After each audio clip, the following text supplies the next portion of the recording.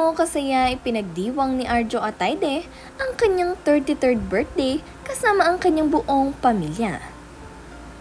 Bago ang lahat, huwag niyong kalimutang mag-subscribe at pindutin ang notification bell para maging updated sa ating mga susunod na videos.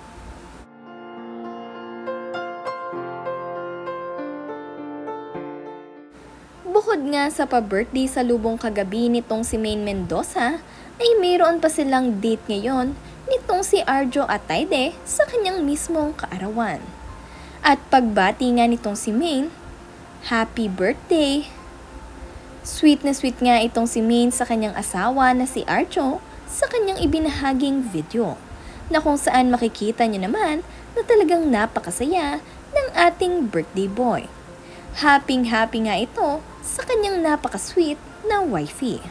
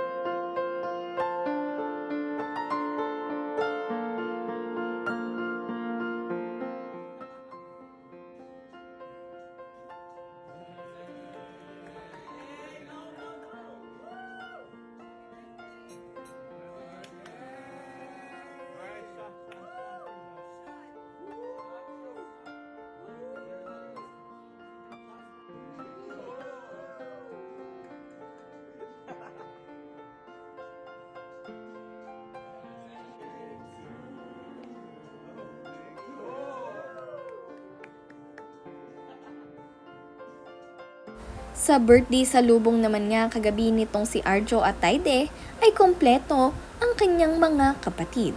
At nandirito nga rin ang ilan sa malalapit nilang kamag-anak at kaibigan.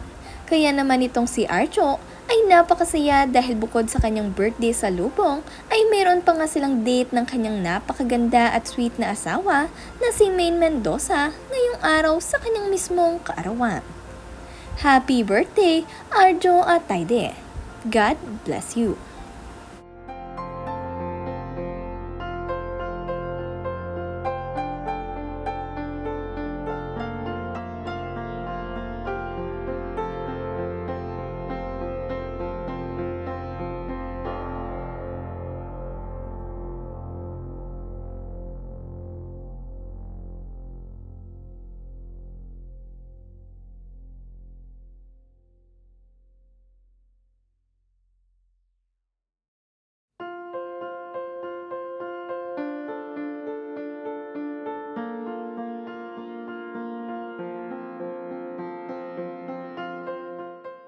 Nagbahagi nga rin itong si Mikey Atayde ng kanyang sweet na larawan kagabi kasama ang kanyang kuya.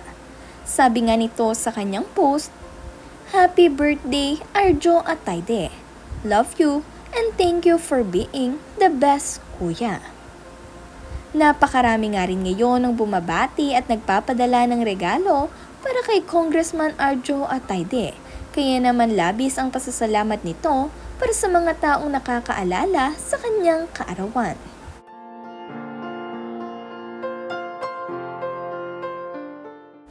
Sosyal nga rin ang mga pagkain sa kanyang birthday sa lubong kagabi dahil mayroon pa silang napakasarap na steak at iba't iba pang ang klase ng desserts.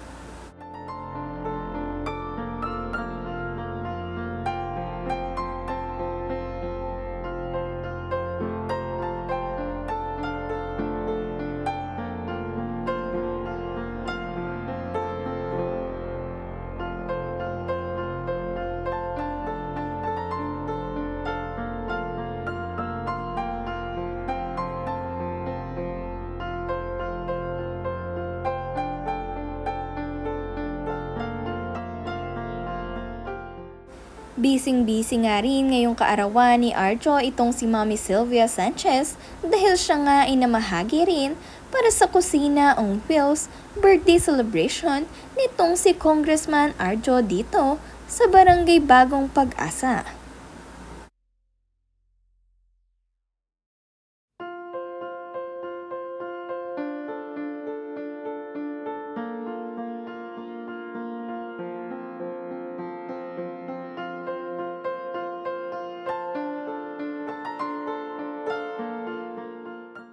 Bukod nga rin sa kusina on wheels nitong si Congressman, ay nagpamigay din ito ng mga rice para sa mga tao dito sa Quezon City.